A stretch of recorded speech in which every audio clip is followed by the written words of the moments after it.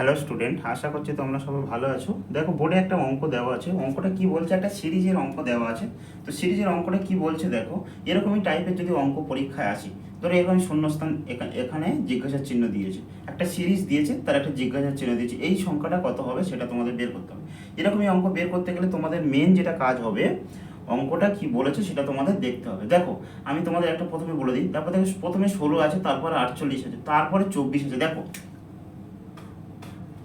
এখান থেকে এটা কমছে, তাহলে সিরিজটা কি হচ্ছে দেখো। সিরিজটা প্রথমে তোমরা ভেবে নাও কি হবে। এই একটা সংখ্যা আছে, এটা দেখো বেড়েছে, তারপরের সংখ্যাটা কমেছে, তারপরের সংখ্যাটা বেড়েছে, তারপরের সংখ্যাটা কমেছে।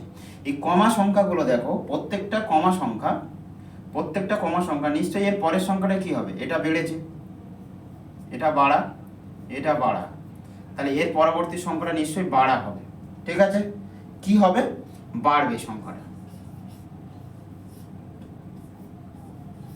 বাড়বে। ঠিক আছে, এর পরবর্তী সংখ্যাটা বাড়বে। তাহলে দেখো যদি এর পরবর্তী সংখ্যাটা বাড়ে, তার রিলেশনটা দেখো, এটার সাথে এটা কি আছে, এটার হাফ এটা আছে, এটার হাফ এটা আছে, তাহলে নিশ্চয়ই এখানে এমন একটা সংখ্যা হবে তার পরবর্তী সংখ্যাটা হাফ হবে। তো এই রিলেশনটা দিয়ে আমরা করতে পারবো না, তাহলে আমার এই ছোট সংখ্যা রিলেশনটা দিয়ে তোমাদের করতে হবে। দেখো এর সাথে কত গুণ করলে 48 হয়, দেখো তো 48, 16 দুগুণে 32, 3 16 48, 3 গুণ করলে 48 হচ্ছে। তা 24-এর সাথে কত গুণ করলে এটা হবে, দেখো 24-এর সাথে নিশ্চয়ই 3 গুণ করলে, দেখো 3 24 72, আর 72-এর সাথে যদি আমি 3 গুণ করি তাহলে দেখবো সেটা মিলছে কি মিলবে না। চলো সেটা আমরা করি।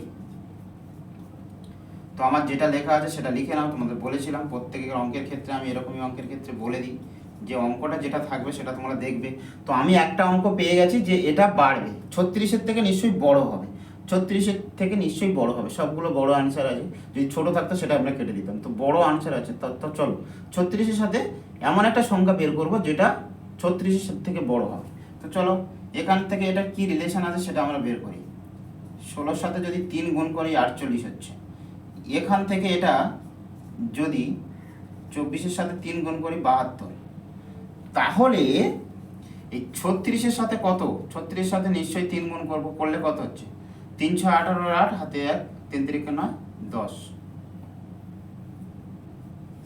এটা হলো। কিন্তু দেখো এর সাথে এটার কি রিলেশন, এর হাফ।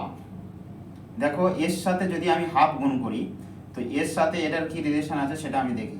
এর সাথে গুণ হাফ করছি, তাহলে 48। এর সাথে দেখো গুণ যদি আমি হাফ করি 72-এর সাথে 36। ঠিক আছে, তো আমার এই রিলেশনটা দরকার নেই। তুমি দেখো এর পরবর্তী সংখ্যাটা এটা হবে, কারণ এর সাথে যেটা হবে, তো এর হাফ, এর পরবর্তী সংখ্যাটা সেটা আমার মিল করতে হবে। তো এর সাথে যদি আমি হাফ গুণ করি দেখবে কত হবে, তো কত হচ্ছে 4 5 54। এবার দেখো এই যে 54টা বেরোলো, এর পরবর্তী সংখ্যাটা 54 বেরোলো, তাহলে এবার তোমরা বলবে যে 54, 36-এ এই যে 54 বেরিয়েছে, এখানে দেখো 3 গুণ করে 36-এর 3 গুণে এটা, তাহলে এর সাথে হাফ গুণ করলে 54 বেরোচ্ছে, তাই তো। তার পরবর্তী সংখ্যা দেখো এর সাথে 3 গুণ করো, সেরকমই রিলেশন। তো আমার এই দুটো দরকার নেই, এটা বের করার দরকার নেই। তো আমার 48 হয়ে গেল রাইট আনসার। ঠিক আছে, তো আমার এই রিলেশনটা আমার করার দরকার নেই, তোমরা না করতে পারো। ঠিক আছে, তোমাদের যদি মনে হয় করবো না তো করতে না পারো। তো আমি এটা করলাম, এটা হলো রাইট অ্যান্সার, সি এরটা হলো রাইট অ্যান্সার। ঠিক আছে, চলো টাটা।